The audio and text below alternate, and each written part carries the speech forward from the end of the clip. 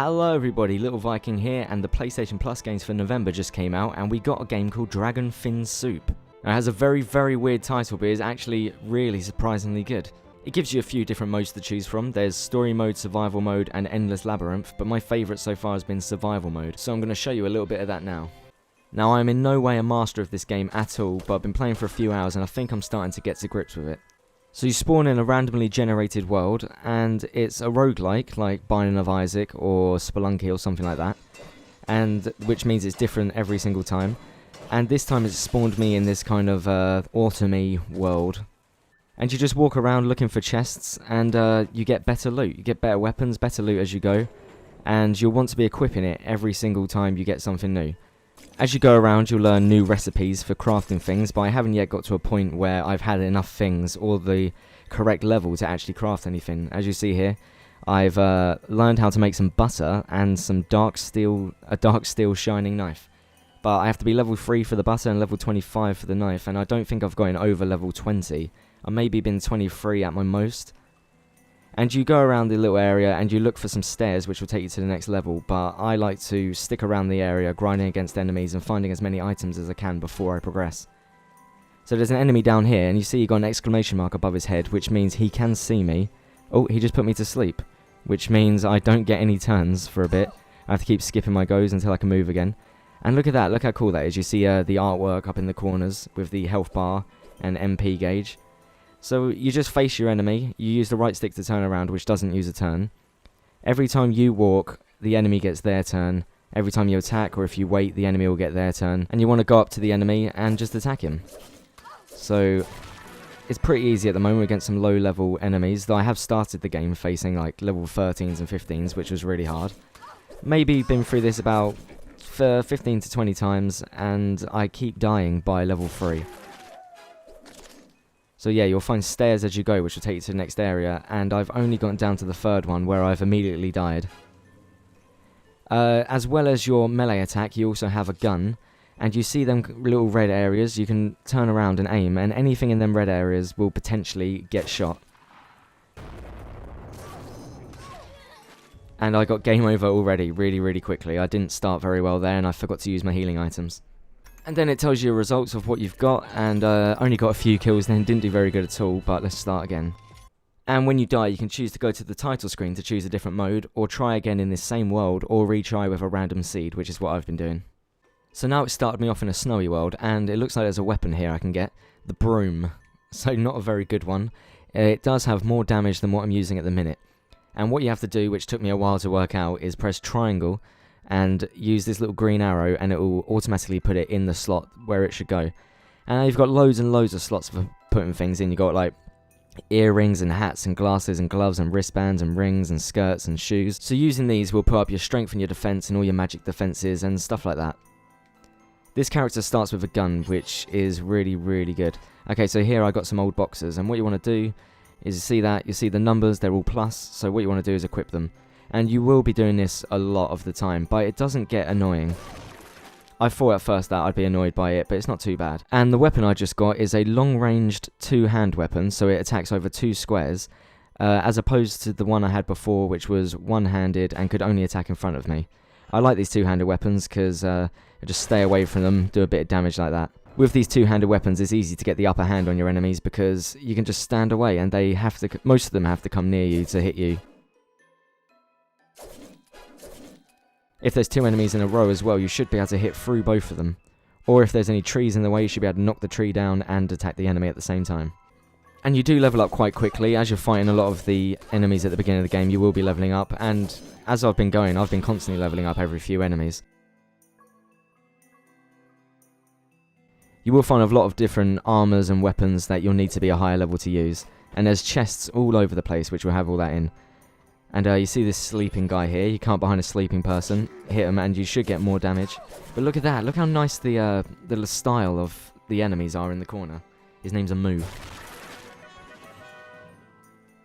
So I just found a straw hat. And although it's not very good, I'm going to equip it.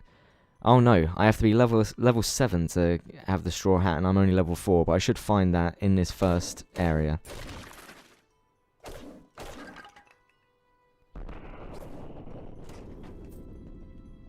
some old smelly pants I just got, and they are not too bad. So this game really obviously doesn't take itself very seriously. There's a lot of silly things, silly items and stuff going on. I'm pretty sure I saw Finn from Adventure Time in here, but his name was Fon. He had the same hat as him. We go up another level again. Now something good about the one-handed weapons is you can equip 2 at a time, so I'll put both of them on. And you see my attack, I do 2 attacks there. But you do different amount of attacks with all different kinds of weapons. I even had a 2-handed weapon which was attacking 3 times. So they do get really good as you go. You've got to always change your weapons and make sure you know what you want and what's good for what situation. And I'm spending a lot of time going in and out of the inventory trying to equip things, but it's really not annoying. I thought I'd get annoyed by it, but it's actually pretty fine.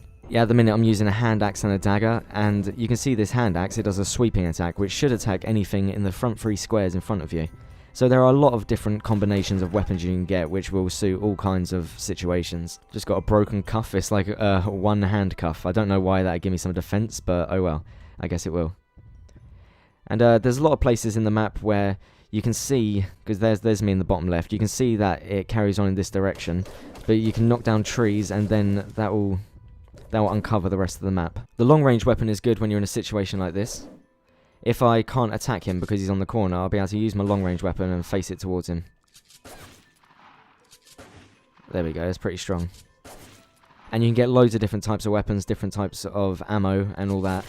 There was, I found a laser gun, but I didn't have any ammo for it, so I couldn't use it. But I found some handguns and I've got shotguns. It's all really cool. There's also these chests you'll find, which you need keys to get in. But you should find a lot of keys as you're looking around the areas, if you look around everywhere anyway.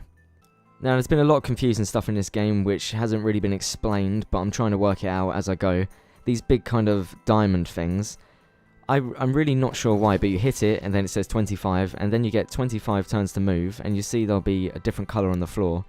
And you basically just move around, and you've got to make a circle out of all these bits that are coming off you. It's hard to explain, so you got to just walk about, and as the number goes down, you want it to get as low as possible before you join the circle back up. So look, I'm only 1 away, and there we go, I joined it up, and it gave me a chest, and some gold. And I also got a trophy for it earlier, for making a loop, is what they call it, of 21 squares. So that's what that is. I think it's just to get a couple extra items or something while you're playing. And that just gave me a shield, which I can swap out for one of my hand weapons. The good thing about swapping out the weapons and the armor is that whatever you swap out, it will take off the weakest one of that type to put in the one you're using, if you understand what I mean. So if you've got a bad hat, when you equip the new hat, it will take over the bad hat. If you're holding 2 weapons, when you put in a new weapon, it will take off the weakest of them weapons first. I'm level 6 now, but I won't be long till I'm level 7, so I should be able to equip this hat that I got a minute ago.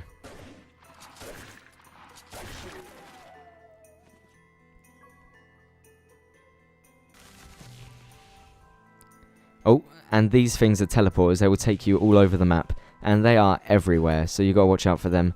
But they are good for uncovering new areas and getting away from enemies if you don't want to fight them just yet. Shotgun the slime. Shotgun melting drop. Okay, so I killed the melting drop, and I'm now level 7, so I can wear my new hat. It doesn't look much better than the other thing, but it gives me a few defense points. Something I'm disappointed about is that you don't actually change your look when you put on the new armor, but it's still all good. This guy here, he's a merchant who you will want to sell your stuff to because you'll have a lot of stuff. So any of the weapons that you don't really need anymore, you press your triangle on them, and the gold thing. Took me a long time to work this out before I was getting my sword and dragging it all the way there. So I'd hold square on it, drag it all the way to the shop, go down to some inventory and then sell it. So yeah, you got to remember to hit triangle. And you'll also want to buy some stuff, but a lot of the things he has is always out of my level range. Like this level 32 bad boy pants. And they do look pretty good, but I've never been anywhere near level 32. This thing here to my right is a pet. I'll do a little zoom in. It's a pet. And you can get these to follow you around. So activate your pet or familiar. I got a spider with me. He's a level 6 Boopad Homyai. And he looks pretty good. He's got some more stats actually. And he'll just follow you around. You can Something good what I do with the pets is use my long range weapon, and if there's an enemy in front of him, you attack over him. So he'll be attacking the enemy whilst you're attacking from behind. He'll be soaking up the damage. I'm not really sure how you heal them in survival mode, but in story mode you can just take them to a doctor. And there are 3 levels of zoom you can toggle with. You have right in here, which is pretty nice, but I find it's a bit close. And then you got out here, which is also good, but I find that a little bit too far away. I like to stick around the middle here. Though it is still hard to see all the enemies as you're coming up to them. Oh, and this chest wasn't a chest at all, it was a mime. So yes, they have mimes in this game, you got to be careful of them.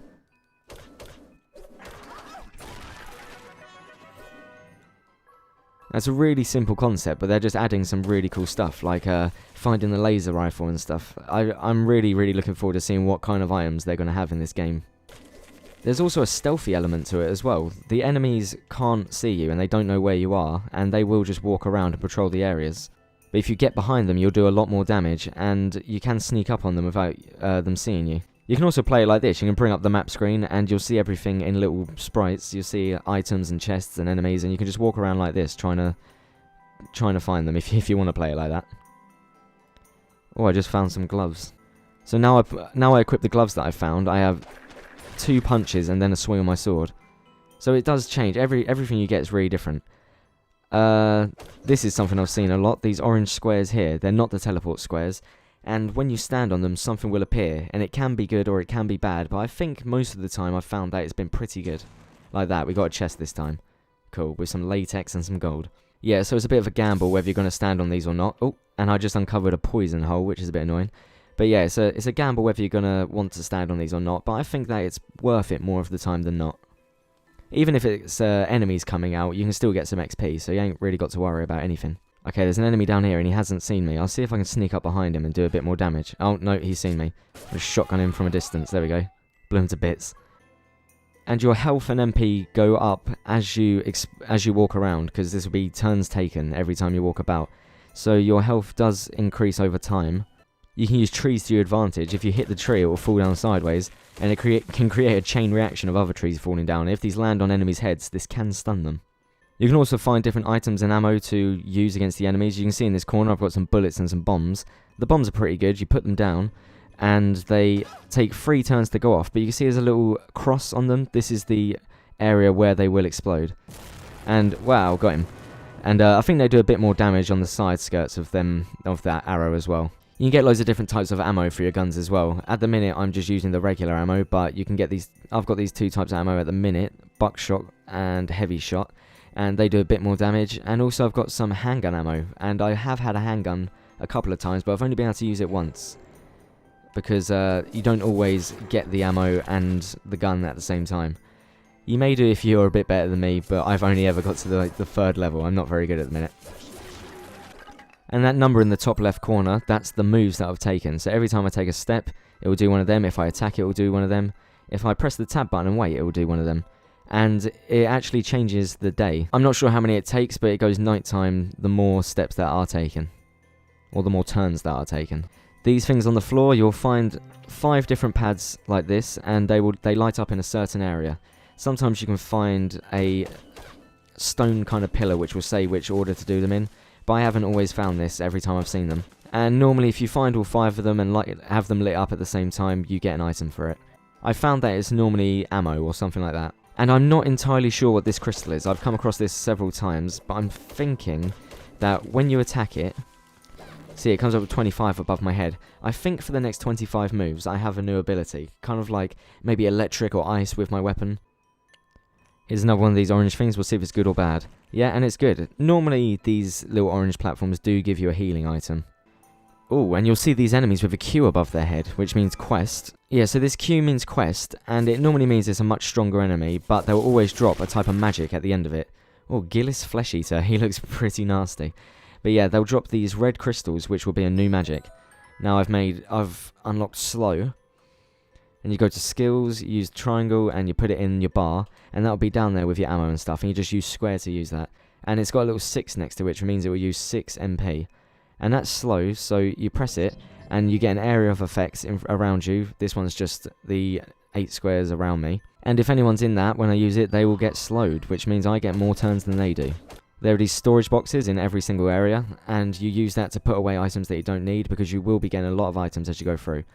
Oh, and this is the pillar that I meant. This little thing to my right. You click that, and it comes up with these symbols, and that's the symbols you need to get the things that were on the floor. I've also found a couple of these as I go around on my travels. God of Protection, and I found a God of War, and you have to offer them something. I think what it is I have to give the God of Protection some armor, and you give the God of War your weapons. So let's see what happens. He's replenished my health and MP, that is cool. And we'll give him the hat. And he's done it again. When I haven't given the protection guy the protection items, and when I haven't given the war guy the attacking items, they've given me something on my screen which for like 400 or 600 turns has made it so I've been a lot weaker. So yeah, you just want to give them the good things. At first I was thinking, don't give them anything, they're only evil, but I think they're okay. I'll see what it's like giving them a shield. Oh, you see that? So for 400 turns, I've got all of them things on my stats, which is really, really not good. 400 turns, there's no way you can get past it unless you want to skip 400 turns, but I don't know if that's a good idea. I'm not sure if anything happens when you get to too many turns or what. And my advice is, at the end of every level, hold up your R2 button and have a look around for any chests that you haven't got yet. So I can see there's one over there to the left, so I'll pop over there and grab that. And my advice as well is to find the shopkeeper on the map, he's that little symbol there, and at the end of every level, just go up to him and sell all the stuff that's weaker than the armor or the weapons that you're using at the minute, because you will get a lot of stuff and you will want to chuck it all away. So just sell it all, even if it doesn't seem like it's worth much now, it all adds up. I haven't yet found the level exit, so what I'm going to do is I'm going to go down to this area here, which looks like it's not complete yet, and see if there's anything there. And even though this bit is seemingly a dead end, it could carry on after I get rid of this tree. Yep, look, it carried on going, so you want to make sure you get rid of all them trees, and there's another quest enemy. I think as you're going around, you want to kill every single enemy you see, just because it will really help you out. You'll get a higher level, you'll get stronger, so it can only be good. You could even find better weapons off them. And there I go, I leveled up again. I'm going to use my handgun.